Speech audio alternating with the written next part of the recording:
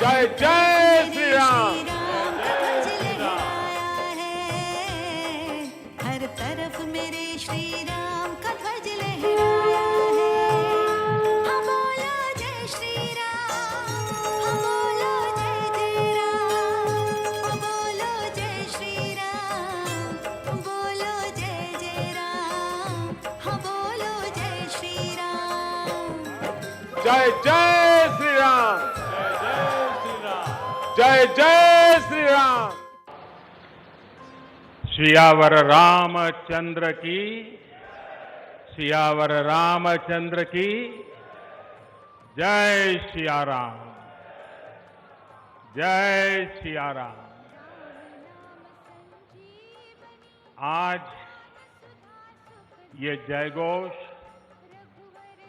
सिर्फ सिया राम की नगरी में ही नहीं सुनाई दे रहा, बल्कि इसकी गूंज पूरे विश्व भर में है। सभी देशवासियों को और विश्व भर में फैले करोड़ों करोड़ों भारत भक्तों को, राम भक्तों को आज के इस पवित्र अवसर पर कोटि कोटि बधाई। राम काज किनु बिनु मोहि कहां विश्राम।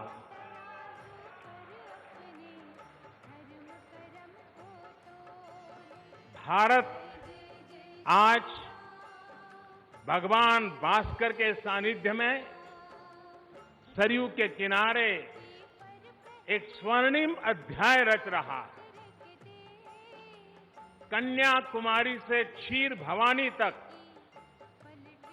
कोटेश्वर से कामाख्या तक, जगन्नाथ से केदारनाथ तक, सोमनाथ से काशी विश्वनाथ तक, समेत शिखर से श्रवण बेलगोला तक, बोध गया से सारनाथ तक, अमृतसर साहब से पटना साहिब तक, अंडमान से अजमेर तक, लक्षद्वीप से लेह तक, आज पूरा भारत राममय है।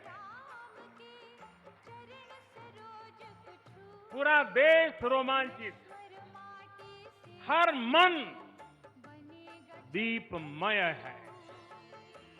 आज पूरा भारत भावुक है।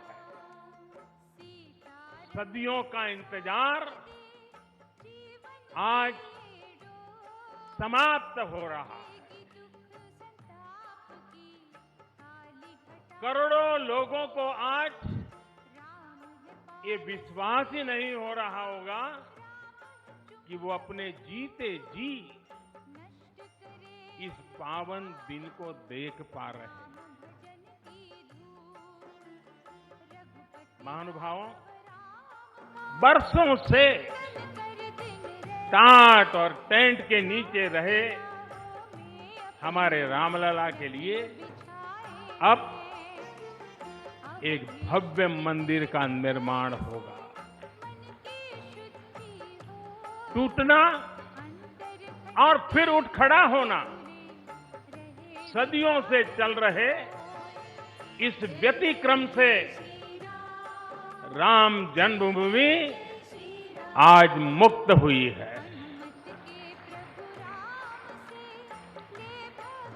मेरे साथ एक बार फिर बोलिए, जय सिया राम, जय सिया राम। साथियों, हमारे स्वतंत्रता आंदोलन के समय कई पीढ़ियों ने अपना सब कुछ समर्पित कर दिया।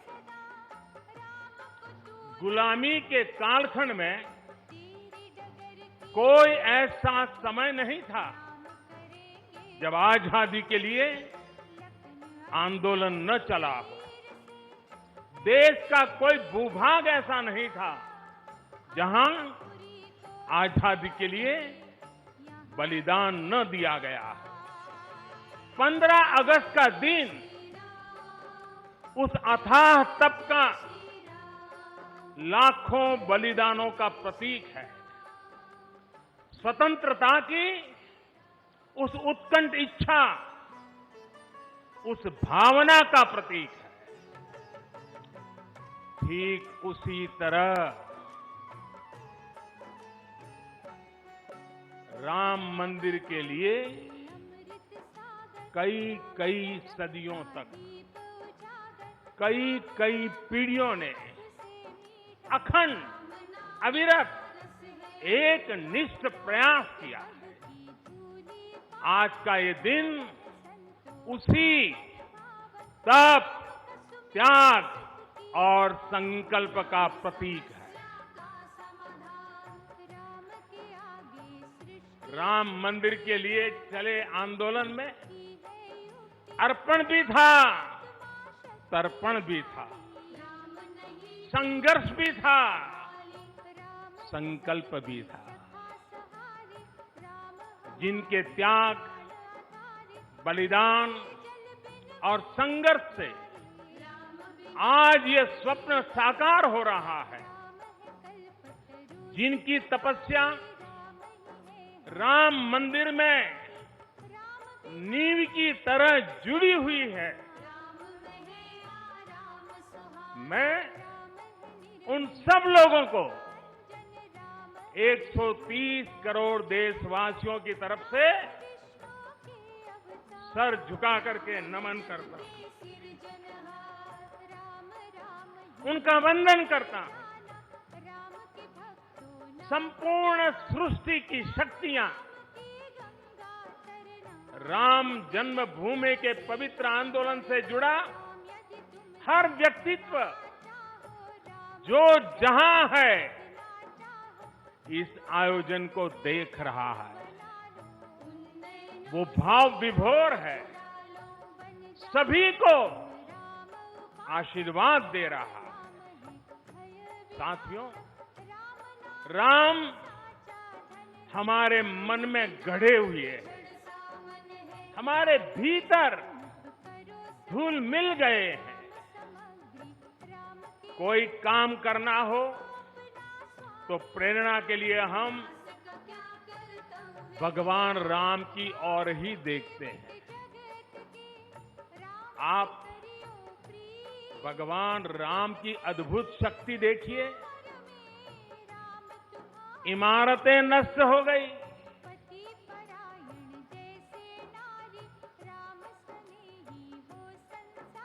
क्या कुछ नहीं हुआ? अस्तित्व मिटाने का हर कोई प्रयास हुआ, बहुत हुआ, लेकिन राम आज भी हमारे मन में बसे हैं, हमारी संस्कृति के आधार है। श्री राम भारत की मर्यादा है। श्री राम मर्यादा पुरुषोत्तम है। इसी आलोक में अयोध्या में राम जन्मभूमि पर श्री राम के इस भव्य दिव्य मंदिर के लिए आज भूमि पूजन हुआ है। यहां आने से पहले मैंने हनुमानगढ़ी का दर्शन किया। राम के सब काम हनुमान ही तो करते हैं। राम के आदर्शों की कलयुग में रक्षा करने की जिम्मेदारी भी हनुमान जी की ही है। हनुमान जी के आशीर्वाद से श्री राम मंदिर भूमि पूजन का आयोजन शुरू हुआ है। साथियों, श्री राम का मंदिर हमारी संस्कृति का आधुनिक प्रतीक बनेगा। और मैं जानबूझकर के आधुनिक शब्द का प्रयोग कर रहा हूं। हमारी शाश्वत आस्था का प्रतीक बनेगा, हमारी राष्ट्रीय भावना का प्रतीक बनेगा। और ये मंदिर करोड़ों करोड़ लोगों की सामूहिक संकल्प शक्ति का भी प्रतीक बनेगा। ये मंदिर आने वाली पीढ़ियों को आस्था, श्रद्धा और संकल्प की प्रेरणा देता रहेगा। इस मंदिर के बनने के बाद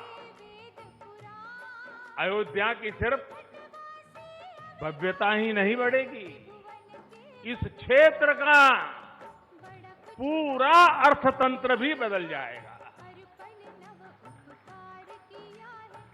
यहां हर क्षेत्र में नए अवसर बनेंगे, हर क्षेत्र में अवसर बढ़ेंगे। सोचिए, पूरी दुनिया से लोग यहां आएंगे, पूरी दुनिया प्रभु राम और माता जानकी का दर्शन करने आएगी। कितना कुछ बदल जाएगा यहां। साथियों, राम मंदिर के निर्माण की ये प्रक्रिया राष्ट्र को जोड़ने का उपक्रम है। ये महोत्सव है विश्वास को विद्यमान से जोड़ने का, नर को नारायण से जोड़ने का, लोक को आस्था से जोड़ने का, वर्तमान को अतीत से जोड़ने का और स्व को संस्कार से जोड़ने का। आज के इस ऐतिहासिक पल युगों युगों तक, दिगंत तक भारत की कीर्ति पताका फहराते रहेंगे। आज का ये दिन करोड़ों राम भक्तों के संकल्प की सत्यता का प्रमाण है। आज का ये दिन सत्य, अहिंसा, आस्था और बलिदान को न्याय प्रिय भारत की एक अनुपम भेंट है। भारत के आदर्शों में राम है, भारत की दिव्यता में राम है, भारत के दर्शन में राम है। हजारों साल पहले वाल्मीकि रामायण, जो राम प्राचीन भारत का प्रदर्शन कर रहे थे, जो राम मध्य युग में तुलसी, कबीर और नानक के जरिए भारत को बल दे रहे थे, वही राम आजादी की लड़ाई के समय बापू के भजनों में अहिंसा और सत्याग्रह के शक्ति बनकर मौजूद थे। तुलसी के राम सगुण राम है, तो नानक और कबीर के राम निर्गुण राम है। भगवान बुद्ध भी राम से जुड़े हैं, तो सदियों से ये अयोध्या नगरी जैन धर्म की आस्था का भी केंद्र रहा है। राम की यही सर्वव्यापकता भारत की विविधता में एकता का जीवन चरित्र है। तमिल में कंब रामायण, तो तेलुगु में रघुनाथ और रंगनाथ रामायण है। उड़िया में रुईपात कातेड़पदी रामायण है, तो कन्नड़ा में कुमुदेंदु रामायण है। आप कश्मीर जाएंगे तो आपको रामावतार चरित मिलेगा, मलयालम में रामचरितम मिलेगी, बांग्ला में कृतिवास रामायण है, तो गुरु गोविंद सिंह जी ने तो खुद गोविंद रामायण लिखी है। अलग अलग रामायणों में अलग अलग जगहों पर राम भिन्न भिन्न रूपों में मिलेंगे, लेकिन राम सब जगह हैं, राम सबके हैं। इसलिए राम भारत की अनेकता में एक तरह के सूत्र हैं। साथियों, दुनिया में कितने ही देश राम के नाम का वंदन करते हैं, वहां के नागरिक खुद को श्री राम से जुड़ा हुआ मानते हैं। विश्व की सर्वाधिक मुस्लिम जनसंख्या जिस देश में है वो है इंडोनेशिया। वहां हमारे देश की तरह काकाविन रामायण, स्वर्णदीप रामायण, योगेश्वर रामायण जैसी कई अनूठी रामायण है। राम आज भी वहां पूजनीय है। कंबोडिया में रमकेर रामायण है, लाओ में फ्रालाप रामायण है, मलेशिया में हिकायत शेरी राम, तो थाईलैंड में रामाकेन है। आपको ईरान और चीन में भी राम के प्रसंग तथा राम कथाओं का विवरण मिलेगा।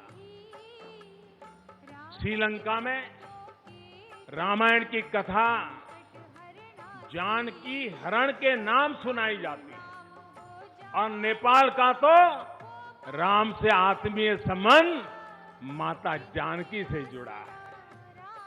ऐसे ही दुनिया के और न जाने कितने देश हैं, कितने छोर हैं, जहां की आस्था में या अतीत में राम किसी न किसी रूप में रचे बसे हैं।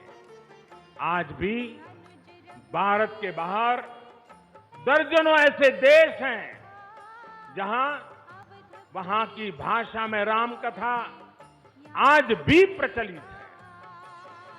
मुझे विश्वास है कि आज इन देशों में भी करोड़ों लोगों को राम मंदिर के निर्माण का काम शुरू होने से बहुत सुखद अनुभूति हो रही होगी। आखिरकार राम सबके हैं, राम सब में है।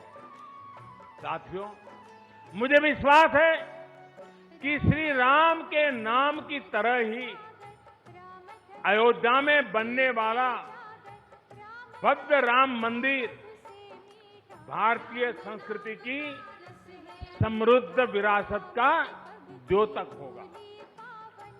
मुझे विश्वास है कि यहां निर्मित होने वाला राम मंदिर अनंत काल तक पूरी मानवता को प्रेरणा देगा। इसलिए हमें ये भी सुनिश्चित करना है कि भगवान श्री राम का संदेश, राम मंदिर का संदेश, हमारी हजारों सालों की परंपरा का संदेश कैसे पूरे विश्व तक निरंतर पहुंचे, कैसे हमारे ज्ञान, हमारी जीवन दृष्टि से विश्व परिचित हो, ये हमारी वर्तमान और हमारी भावी पीढ़ियों की विशेष जिम्मेदारी है। इसी को समझते हुए आज देश में भगवान राम के चरण जहां जहां पड़े वहां राम सर्किट का निर्माण किया जा रहा है। अयोध्या तो भगवान राम की अपनी नगरी है। अयोध्या की महिमा तो खुद प्रभु श्री राम ने कही है। जन्मभूमि मम पुरी सुहावनी। यहां राम कह रहे हैं मेरी जन्मभूमि अयोध्या अलौकिक शोभा की नगरी है। मुझे खुशी की आज प्रभु राम की जन्मभूमि की भव्यता, दिव्यता बढ़ाने के लिए कई ऐतिहासिक काम हो रहे हैं। साथियों, हमारे यहां शास्त्रों में कहा गया है, न राम सदस्यो राजा पृथ्व्याम नीतिवान अभूत, यानी कि पूरी पृथ्वी पर श्री राम के जैसा नीतिवान शासक कभी हुआ ही नहीं। श्री राम की शिक्षा है, नहीं दरिद्र को दुखी न दीना, कोई भी दुखी न हो, गरीब न हो। श्री राम का सामाजिक संदेश है, पहुष्ट नर नारी कह समाज उत्सव शोभित। नर नारी सभी समान रूप से सुखी हो, भेदभाव नहीं। श्री राम का निर्देश है, कच्चित ते दयती है सर्वे है कृषि गोरक्ष जीविना। किसान, पशुपालक सभी हमेशा खुश रहे। श्री राम का आदेश है, कश्चित वृद्धांच बालांच वैद्यान मुखान राघव त्रिभिहि ऐते बुभूषसे। बुजुर्गों की, बच्चों की, चिकित्सकों की सदैव रक्षा होनी चाहिए। ये कोरोना ने हमको बराबर सिखा दिया है। श्री राम का आह्वान है, जो सभित आवाज सरनाई, रखी हूं ताही प्राण की नाई। जो शरण में आए उसकी रक्षा करना सभी का कर्तव्य है।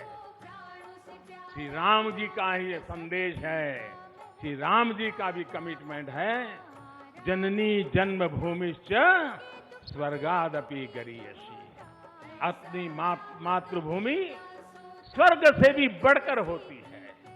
और भाइयों बहनों, ये भी श्री राम की नीति है। और वो क्या है? भय बिनु होई न प्रीति। इसलिए हमारा देश जितना ताकतवर होगा, उतनी ही प्रीति और शांति भी बनी रहेगी। राम की यही नीति, राम की यही रीति सदियों से भारत का मार्गदर्शन करती रही है।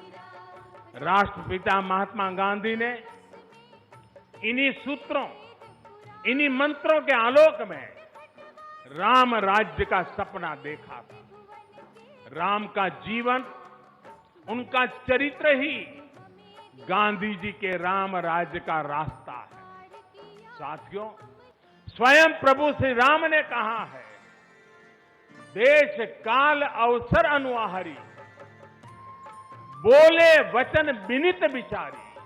अर्थात राम समय, स्थान और परिस्थितियों के हिसाब से बोलते हैं, सोचते हैं, करते भी हैं। राम हमें समय के साथ बढ़ना सिखाते हैं, समय के साथ चलना सिखाते हैं। राम परिवर्तन के पक्षगर है, राम आधुनिकता के पक्षगर है। उनकी इन्हीं प्रेरणाओं के साथ, श्री राम के आदर्शों के साथ भारत आज आगे बढ़ रहा है। साथियों, प्रभु श्री राम ने हमें कर्तव्य पालन की सीख दी है। अपने कर्तव्यों को कैसे निभाएं, इसकी सीख दी है। उन्होंने हमें विरोध से निकलकर बोध और शोध का मार्ग दिखाया है।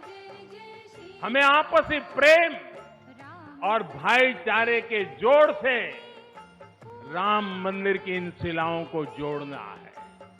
हमें ध्यान रखना है, जब जब मानवता ने राम को माना है, विकास हुआ है। जब जब हम भटके हैं, विनाश के रास्ते खुले हैं।